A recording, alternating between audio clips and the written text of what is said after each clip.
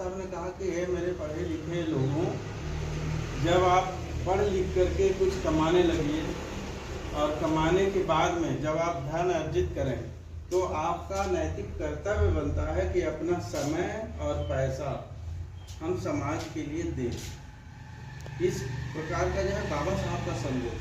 तो वो बाबा साहब संदेश है कि हमारी जो पुरानी पीढ़ी है कितने कष्टों को झेलने के बाद आज हम यहाँ खड़े। आज का जो विषय है क्योंकि समय अधिक हो गया। गौतम बुद्ध जब चलते थे तो यहाँ इस गांव में उस गांव में जाते थे, उनके साथ बुद्ध भगवान के जो बौद्ध भिक्षु थे, अनुयायी थे, आनंद इत्यादि चलते थे। तो उन्होंने बताया कि तथागत एक कर्म क्या क्या सिद्धांत है, कौन सा कर्म हमें करना चाहिए, कौन सा कर्म हमारे हितकर है, क्या करना चाहिए क्या नहीं करना चाहिए। तो तथागत बोले अच्छा ठीक है। तो चलते हुए उन्होंने जब प्रश्न किया तो तथागत गौतम बुद्ध एक जगह बैठे छाया में, जब उनका प्रवचन का समय हुआ तो उन्होंने उस कहानी बोले अच्छा हम एक कहानी आपको सुनाते हैं और उस कहानी से आपको उसका जवाब भी मिल जाएगा। उन्होंने कहानी क्या बताया? बताया कि एक राजा था और राजा अपने लाव लश्कर के साथ जब चलता था तो रास्ते में एक दुकान था और दुकान पर जाने के बाद राजा बोला कि ये जो दुकानदार है ना वो हमारा मन कर रहा है कि इसको मैं फांसी की सजा दे दूं। तो उसका जो मंत्री था, मंत्री बोला फांसी की सजा वो कि ऐसा क्यों कर रहे हैं, वो तो अपना दुकान कर रहा है और आप जो है बोल रहे हैं कि इसको फांसी की सजा दें, ऐसा क्यों? तो देखिए राजा जो है या तपस्वी जो है वह एक दूसरे की मन की गतिविधियों को जान जाते हैं कि इसका विचार क्या चल रहा है। तो मंत्री ने बताया कि ये तो दुकानदार है और ये बोले कि तब महल में आने के बताया कि आप उसको फांसी क्यों देना चाहते हैं। तब राजा ने बताया कि इसका जो विचार है ना वो ठीक नहीं है। तो बोले क्यों? बोला कि ये जो है चंदन के लकड़ी का जो बिजनेस करता है वो हमेशा कामना करता है कि उसका दुकान में कोई चंदन खरीद, चंदन तो भाई टीका लगाने के लिए थोड़ा बहुत खरीदेगा आदमी।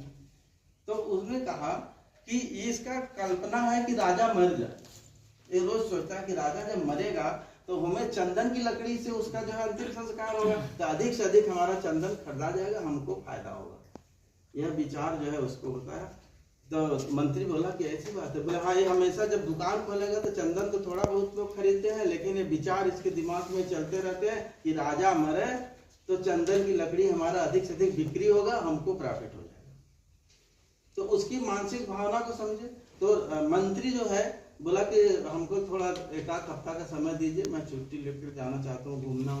अब मंत्री दूसरे दिन उस दुकानदार के पास गया और उसके बाद में उसकी मनोदशा के बारे में ऐसे चर्चा की। बोले हाँ, हमारा तो इतना दुकान रोज खोलते हैं, कभी कोई टीका लगाने के लिए थोड़ा सा चंदन खरीदता है, कभी तो दिन भर कोई खरीदता ही नहीं है, तो हम तो इसी में लगे रहते हैं उधेड़-बुन में।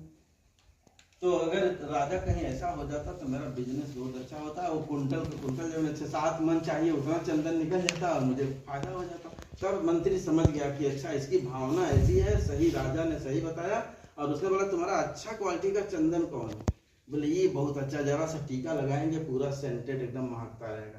तो बोले हमको दे दो थोड़ा। तो मंत्री का ही पैसा था, चंदन लिया और ये किया और उस चंदन को एक कागज में लपेट करके आकर के राजा को दिया।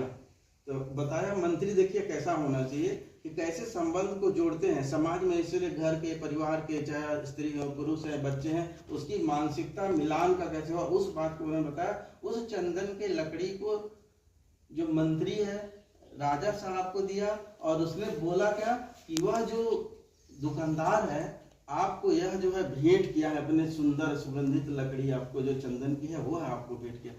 अब जो है राजा का विचार बदल गया। देखिए कर्म का सिद्धांत, उसकी भावनाएं कैसे बदली। और राजा ने उसको क्या किया, स्वर्ण मुद्राएं जो है दिया। बोले अरे हम तो उसके बारे में अलग सोचते थे, वो तो हमको जो है इतना बढ़िया सुंदर चंदन की लकड़ी भेंट किया, तो तुम इसको स्वर्ण मुद्राएं उस दुकानदार को पहुंचा।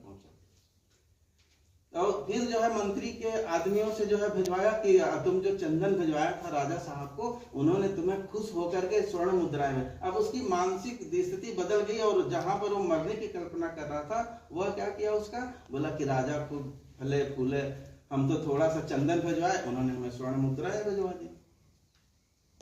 तो हमारी जो भावनाएं हैं वो कर्म से जुड़ी गई। तथागत बुद्ध ने उस छोटी कहानी के माध्यम से बताया कि चाहे हम बच्चे के प्रति, परिवार के प्रति, सगे संबंधियों के प्रति, समाज के प्रति, अगर हम अपने वाणी को बोलेंगे अच्छा, अगर हम अच्छी बातों को बताएंगे, तो सबसे पहले हमारे यहाँ जो आपको जो फिजिकल जो सिस्टम है, मानसिक जो सिस्टम है, अगर हम किसी को अपशब्द कहते हैं तो सबसे पहले हम कहाँ होते हैं? गुस्सा पहले हम हो जाते हैं, प्रेशर हमारा बहुत तेज बढ़ने लगता है। तो कर्म का सिद्धांत किससे जुड़ा हुआ है? कहते हैं मनसा वाचा कर्मणा। मन में पहले उत्पन्न होगा विचार कि हम उसे जाके 2 छापड़ लगाए, या हम उसका नुकसान करते हैं, या हम क्या करते हैं? प्रेम से नमस्ते बंदगी और यही तो बोलते हैं। हंस के जहाँ बोले तो प्रसन्न हो गया, और अपशब्द बोले तो वो कभी अपशब्द कहेगा, नहीं तो हाथ पैर जूते भी चल जाते हैं।